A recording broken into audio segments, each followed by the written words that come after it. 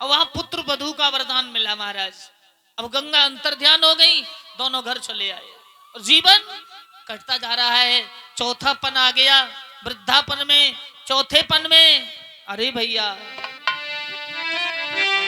अरे चौथेपन में आंगन में एक भयो कुमार यो तारी।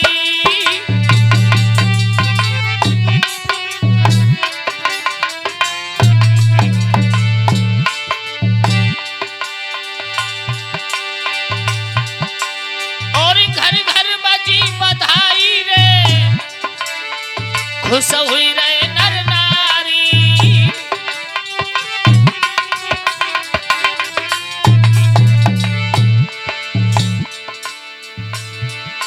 महाराजी अप्सरा करने लगी नित्य, धीरे धीरे राजा शांतनु होने लगे जवान।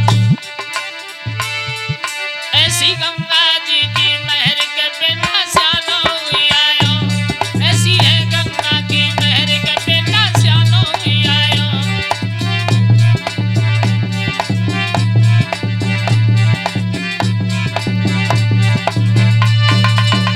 आज मां भगवती गंगा की वो कृपा हुई, चौथेपन में एक बड़े सुंदर बालक का जन्म हुआ है। और महाराज, इंसान के जीवन में 4 ही दिन खुशी के आते हैं। कितने दिन? सिर्फ 4 दिन।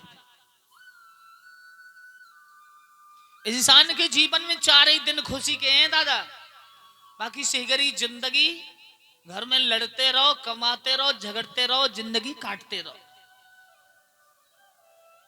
पहला दिन खुशी का आता है, सेहरा रख के ससुराल ब्याह हुए भी जाए।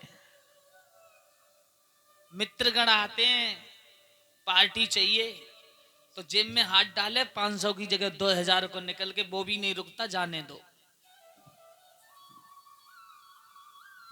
ब्याह भयो बहू जब संग आवे, पहले दिन खुशी को बा घर में ढोलक मधुर मधुर चटकावे।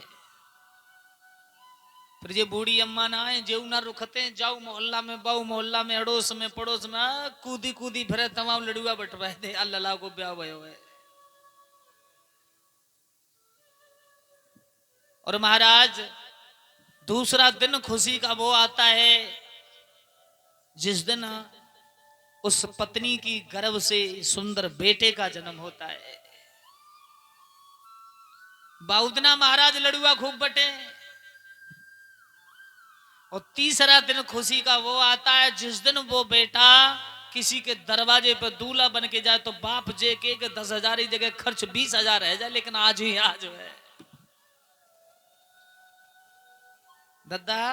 3 ही दिन है और बाकी तो बस गोविंद राधे जपो। और किसी ने कहा है कि जहां राम का नाम है वहां सदा सुख है, जहां मेरे गोविंद का नाम है वहां सदा सुख है, उससे ज्यादा सुख कहीं नहीं। बधाइयां बज रही हैं भैया, गंगा बहुत खुश, दरवाजे पे खूब लड़ुआ बट रहे हैं। महाराज के 60 साल की उम्र में, चौथेपन में बेटा को जन्म भयो है। जो मेरे भैया खड़े हैं वो बैठ जाओ, आप जैसे कहोगे वैसी कथा सुनाते रहेंगे, चिंता मत करो। कब तक खड़े रहोगे?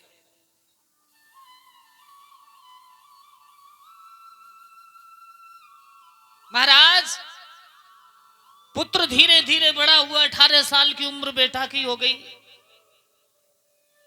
और जब 18 साल की उम्र बेटा की हुई तो राजा ने देखा हमारे बाल सन की तरह सफेद हो गए, अब हमें भगवान का भजन करना चाहिए। तो पहले जो राजा महाराजा थे ना, वो जब तक ही राज्य चलाते थे जब तक बेटा राज्य को संभालने के लायक नहीं होता था। जैसे सब बच्चों की शादी हो जाए, बेटा अपने अपने घर, अपनी अपनी जगह हो जाए, जैसे सत्यपाल भैया भौरे, सबके ब्याह हो गए, सब अपने अपने पैरों पर हैं। अब नाती नतोलन के चक्कर में रहेंगे कि जब नाती को ब्याह हो रहे जा तो फिर मामलो खराब है। अब राम का नाम जपना ही साकार है। जब बच्चे घर संभालने के योग्य हो जाएं तो उस गृहस्थ को त्याग देते थे। बोलो, बेटा को राज्य दे दिया और स्वयं घर को त्याग दिया, भगवान की भक्ति में लीन हो गए। किसी ने कहा है कि तपस्या करके राज्य मिलता है और राज्य पा करके नरक प्राप्त होता है। क्यों? राजा बन जाते हैं और राजा बनने के बाद फिर उल्टा और बुरा नहीं देखते वो लोग।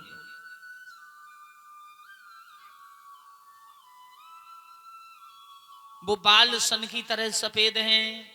महाराज जानते हैं गंगा के आशीर्वाद से ये बालक मिला और वो बाल इशारा कर रहे हैं, महाराज तुम्हें ध्यान होना चाहिए, चौथापन है और अब तुम भगवान की भक्ति में लीन हो जाओ।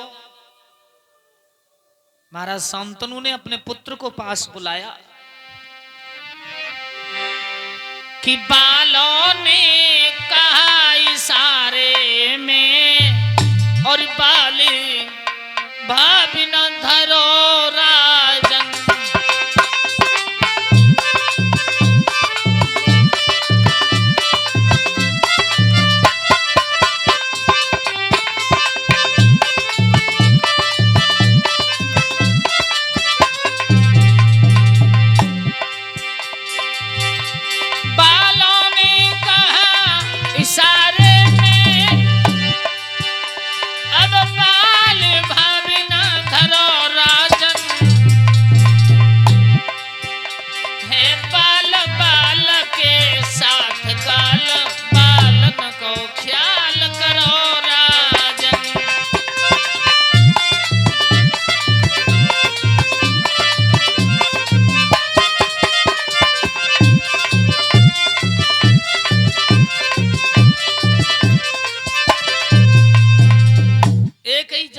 महाराज अब आपके ऊपर चौथा अवस्था है, वृद्धापन है, बुढ़ापा है और आप अब भगवान का भजन करो।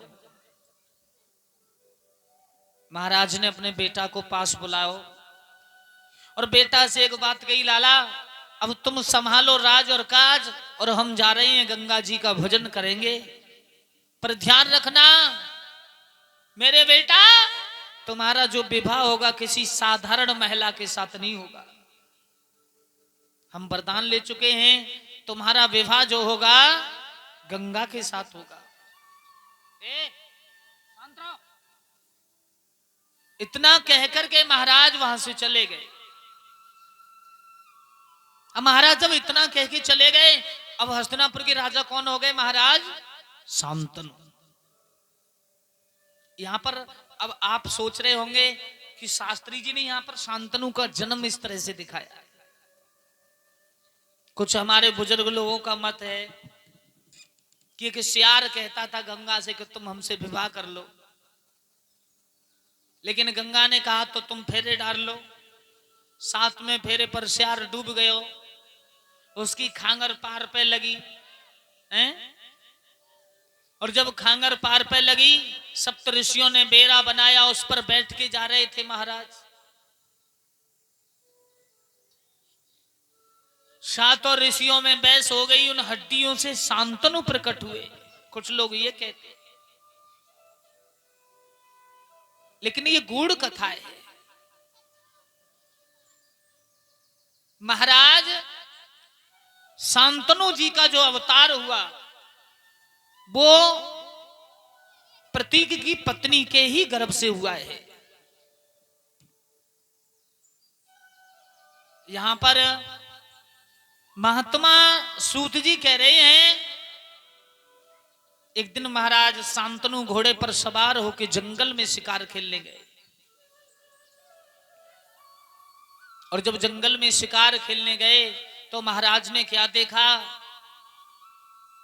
गंगा ने देखा कि वरदान भी हम दे चुके हैं और हमारे लिए अब शांतनु से विवाह भी कर लेना चाहिए। गंगा से विवाह करने के और भी निश्चिंत कारण थे। कारण कौन कौन से थे? एक बड़ा ही महान कारण था। इधर आजा, इधर। बड़ा ही निश्चिंत कारण था। वो कारण कौन सा था? एक बार गंगा के अंदर अष्टवसु 8 देवता स्नान कर रहे थे।